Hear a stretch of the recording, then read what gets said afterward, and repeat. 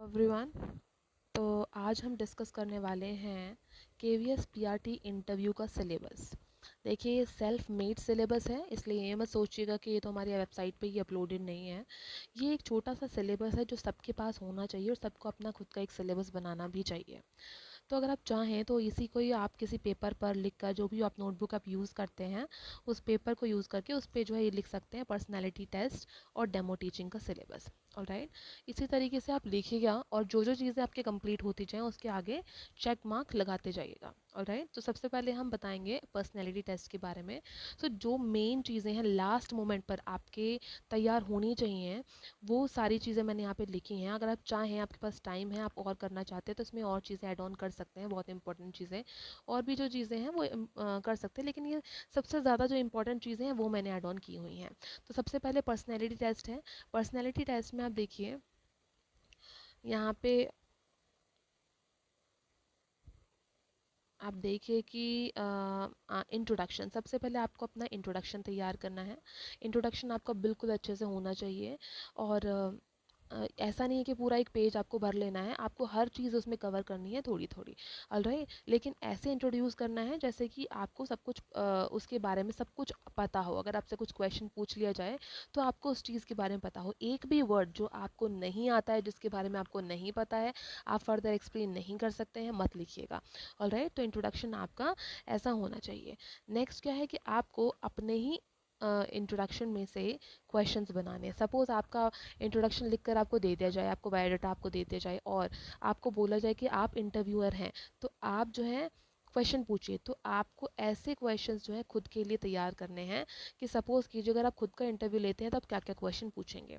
Alright, और उनका answer आपके पास, बेस्ट आंसर आपके पास होना चाहिए कि फर्दर उसमें से कोई क्रॉस क्वेश्चन ना बने और एक अच्छा इम्पैक्ट भी पड़े, कोई नेगेटिविटी चीज़ भी ना आए।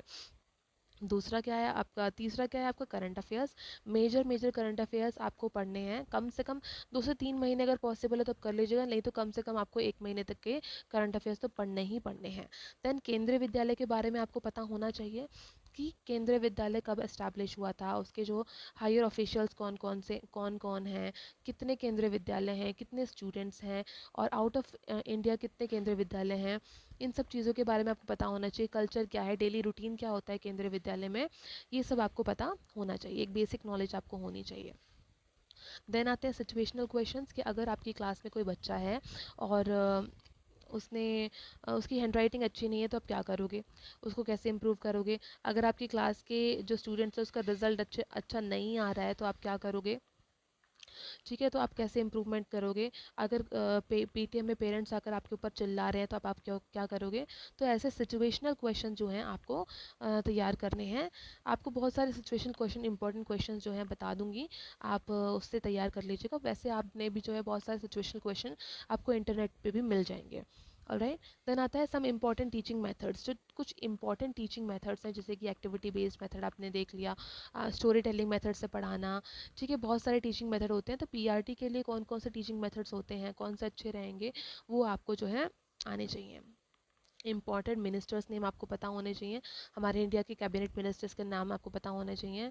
और जिस जगह से आप बिलोंग करते हैं तो वहाँ के बारे में आपको पता होना चाहिए कि क्यों वो जगह फेमस है, क्या वहाँ की खासियत है, वहाँ की मिनिस्टर्स कौन कौन है, मेन मेन वो आपको पता होना चाहिए। तो पर्सनैलिटी टेस्ट के बारे में कम से कम ये चीज़ें तो आपको पता होनी ही चाहिए।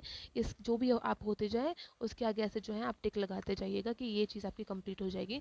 तो आप जो है इसको ट्रैक कर पाएंगे कि आप एक्चुअली पहुँचे कहाँ तक है, कितना आपने कवर कर लिया है। तो इसलिए ये चीज़ें बहुत ज़्यादा इम्पॉर्टेंट है।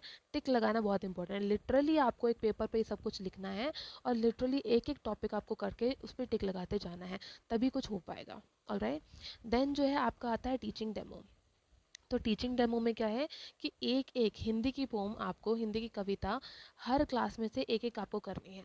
और कोशिश कीजिएगा कि सिंपल कविता आप लें जिसमें आप एक्सप्रेशंस भी दे पाएँ, आप कुछ एक्ट भी कर पाएँ और कुछ प्रॉप वगैरह भी यूज़ कर पाएँ। ऐसी कोई कविता आपको चूज़ करनी है। कोशिश कीजिएगा कि हर क्लास में से आप एक एक कर पाएँ, first second third fourth fifth में से। ठीक है, अगर ऐसा नहीं भी पॉसिबल है तो फर्स्ट सेकंड थर्ड में से एक पोएम ले लीजिएगा, और फोर्थ और फिफ्थ में से कोई एक पोएम ले लीजिएगा। कम से कम दो तो आप कर ही लीजिएगा, अगर एक एक नहीं हो पा रही है तो, राइट। देन उसके बाद आता है इंग्लिश का। सेम आपको हर क्लास में से एक एक पोएम आपको चूज़ करनी है और आपको तैयार करनी है with actions, with expressions, with props, if any you can use, all right।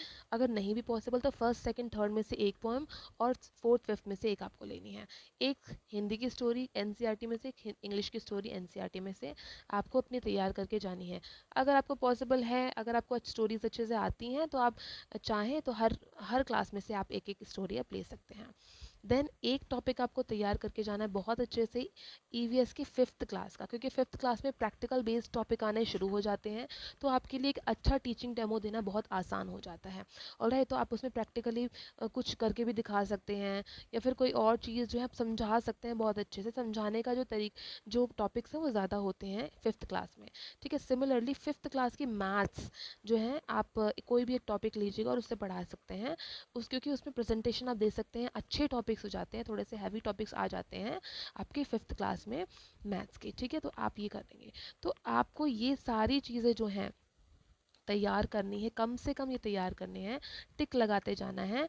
और ये सब होने के बाद उसको रिवाइज करिए। रोज़ जो है आपको ये रिवाइज करना है आपका टीचिंग डेमो का जो है, पोएम्स, आपकी स्टोरीज़, आपके जो भी टॉपिक हैं वो रिवाइज करने हैं बार बार, ताकि आप मेन टाइम पर, इंटरव्यू के टाइम पर भूल ना जाएं। इन चीज़ों का खास ध्यान रखना है। और जो भी ये चीज़ें आप पर्सनैलिटी टेस्ट में आप पढ़ रहे हैं उनको भी आप रेगुलरली रिवाइज करते जाइए। देखिए, रिविजन बहुत ज़रूरी है, सिर्फ एक बार पढ़ने से कुछ भी नहीं होता है। इन चीज़ों को आपको पता होना चाहिए, ऑलराइट।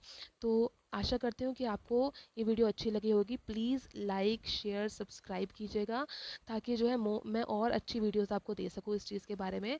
नेक्स्ट वीडियो में आपको दिखाऊंगी कि मैंने अपने केवीएस वीआरटी इंटरव्यू के लिए कौन सी ड्रेस आप और किस तरीके से जो है अपने फुटवेयर्स, ड्रेसेस, क्या अपने जो लुक है मैं तैयार करूँगी, ऑलराइट। इस चीज़ के बारे में आपसे डिस्कस करूँगी। Thank you so much.